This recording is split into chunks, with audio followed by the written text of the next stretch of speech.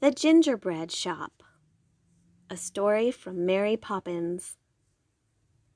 Jane and Michael Banks were tired of shopping.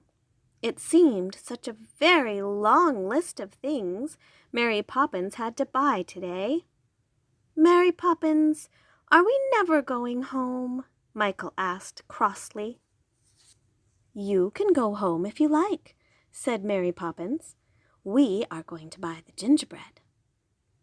"But, Mary Poppins, this isn't the way," Jane began, and stopped because of the look on Mary Poppins' face. Mary Poppins did not reply. She walked quickly on, turned a corner, and stopped suddenly.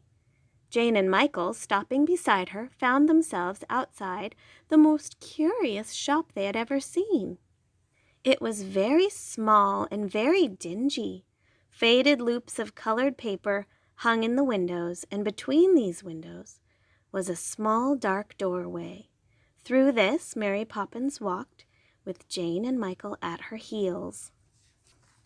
Inside the shop they could dimly see the glass-topped counter, and in a case under the glass were rows of dark, dry gingerbread, each piece glowing with gilt paper stars. Now, what's this?" A high, thin, crackly little voice came from the back of the shop, and soon, round the corner of the glass case, the owner of the voice appeared. She was as small as her voice and as crackly, and to the children she seemed to be older than anything in the world. "Well, I do declare, bless me if it isn't Mary Poppins with Jane and Michael Banks. Well, isn't this a nice surprise for me?" And she smiled as she came dancing to greet them. Then she did a very odd thing. She broke off 2 of her fingers and gave one each to Jane and Michael. And the oddest part of it was that in the space left by the broken-off fingers, 2 new ones grew at once. Jane and Michael saw it happen. "Only barley sugar can't possibly hurt 'em," the old lady said to Mary Poppins. "What a pity," Michael couldn't help saying, "they weren't peppermint bars." "Well, they are sometimes," said Mrs. Corry, for that was her name. "And very good they taste, too. I often nibble 'em myself if I can't sleep at night." Jane and Michael, sucking their barley sugar, began to wander about the shop as Mrs. Corry chattered on. She broke off suddenly. "Dear me, here I am running on, and you not being served." She turned to Mary Poppins, whom she seemed to know very well. "I suppose, my dear, you've all come for some gingerbread?" "That's right, Mrs. Corry," said Mary Poppins politely. 1 dozen in all." "Good! Won't you come and take your pick, my lambs? I'll make it a baker's dozen. Take 13, said Mrs. Corry cheerfully. So Jane and Michael chose 13 large pieces of gingerbread, each with its gilt paper star. "Remember, I'm not giving them away," said Mrs. Corry. "I must be paid."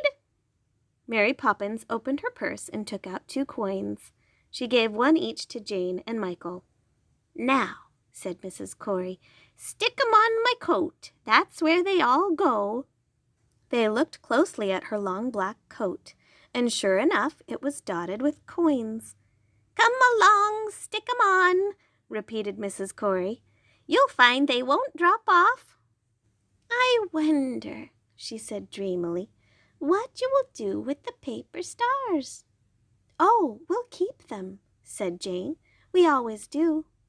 "Ah, you keep them, and I wonder where you keep them." Mrs. Corry's eyes were half closed as she looked more inquisitive than ever. "Well," Jane began, "mine are all under my handkerchiefs in the top left-hand drawer, and—" "Mine are in a shoebox on the bottom shelf of the wardrobe," said Michael. "Top left-hand drawer and shoebox in the wardrobe," said Mrs. Corry thoughtfully, as though she were committing the words to memory. Then she gave Mary Poppins a long look and nodded her head slightly. Mary Poppins nodded slightly in return. It seemed as if some secret had passed between them. "Well," said Mrs. Corry brightly. "That is very interesting. You don't know how glad I am to know you keep your stars. I shall remember that. And now, goodbye. Come again soon. Come again soon." Mrs. Corry's voice seemed to be growing fainter and fading away, and presently, without being quite aware of what had happened, Jane and Michael found themselves on the pavement, walking behind Mary Poppins, who was again examining her list. They turned and looked behind them. "Why, Jane," said Michael with surprise, "it's not there." "So I see," said Jane, staring and staring. And they were right. The shop was not there. It had entirely disappeared. "How odd," said Jane. "Isn't it?" said Michael. "But the gingerbread is very good." And they were so busy biting their gingerbread into different shapes, a man, a flower, a teapot, that they quite forgot how very odd it was. They remembered it again at night, however, when the lights were out and they were both supposed to be sound asleep. "Jane, Jane," whispered Michael, "I hear someone tiptoeing on the stairs. Listen." "Shh," hissed Jane from her bed, for she too had heard the footsteps. Presently the door opened with a little click, and somebody came into the room. It was Mary Poppins, dressed in hat and coat, all ready to go out.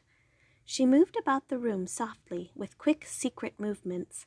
Jane and Michael watched her through half-closed eyes without stirring. First she went to the chest of drawers, opened a drawer and shut it again after a moment. Then, on tiptoe, she went to the wardrobe, opened it, bent down and put something in or took something out. They couldn't tell which. Snap! The wardrobe door shut quickly, and Mary Poppins hurried from the room. Michael sat up in bed. "What was she doing?" he said to Jane in a loud whisper. "I don't know. Perhaps she'd forgotten her gloves or her shoes or—" Jane broke off suddenly. "Michael, listen." There was the sound of the front door being quietly opened and shut again, and the creak of footsteps on the path. With a quick movement, Jane got out of bed and beckoned Michael. They crept to the window and looked down. There, outside in the lane, stood a tiny form.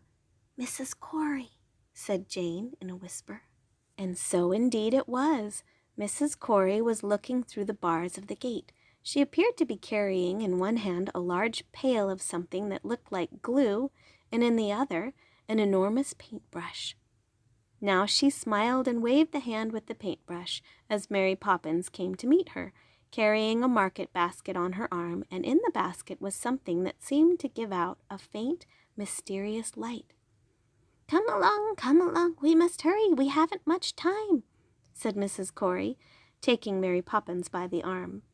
Jane and Michael saw them go down Cherry Tree Lane, and then they turned a little to the left and went up the hill.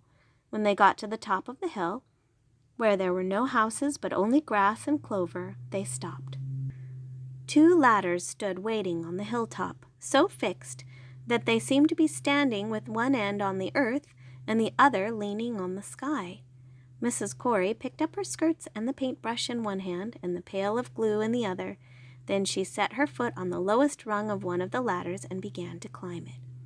Mary Poppins, carrying her basket, climbed the other. Then Jane and Michael saw a most amazing sight. As soon as she arrived at the top of her ladder, Mrs. Corry dipped her brush into the glue and began slapping the sticky substance against the sky. And Mary Poppins, when this had been done, took something shiny from her basket and fixed it to the glue. When she took her hand away, they saw that she was sticking the gingerbread stars to the sky. As each one was placed in position, it began to twinkle furiously, sending out rays of sparkling golden light. "They're ours," said Michael breathlessly. "They're our stars. She thought we were asleep and came in and took them." But Jane was silent. She was watching Mrs. Corry splashing the glue on the sky and Mary Poppins sticking on the stars. At last it was over. Mary Poppins shook out her basket and showed Mrs. Corry that there was nothing left in it. Then they came down the ladders and started down the hill again. At the corner they stood talking for a moment. Then Mary Poppins shook hands with Mrs. Corry and hurried up the lane again. Mrs. Corry, dancing lightly in her elastic-sided boots and holding her skirts daintily with her hands, disappeared in the other direction. The garden gate clicked. Footsteps creaked on the path. The front door opened and shut with a soft clanging sound. Presently they heard Mary Poppins come quietly up the stairs, tiptoe past the nursery, and go on into the room where she slept. As the sound of her footsteps died away, Jane and Michael looked at each other. Then, without a word, they went together to the top left-hand drawer and looked. There was nothing there but a pile of Jane's handkerchiefs. "I told you so," said Michael. Next they went to the wardrobe and looked into the shoe-box. It was empty. "But how? But why?" said Michael, sitting down on the edge of his bed and staring at Jane. Jane said nothing. She just sat beside him with her arms round her knees and thought and thought and thought. At last she shook back her hair and stretched herself and stood up. "What I want to know," she said at last, "is this. Are the stars gold paper, or is the gold paper stars?" But that was too difficult a question for Michael. He could not answer it. Can you?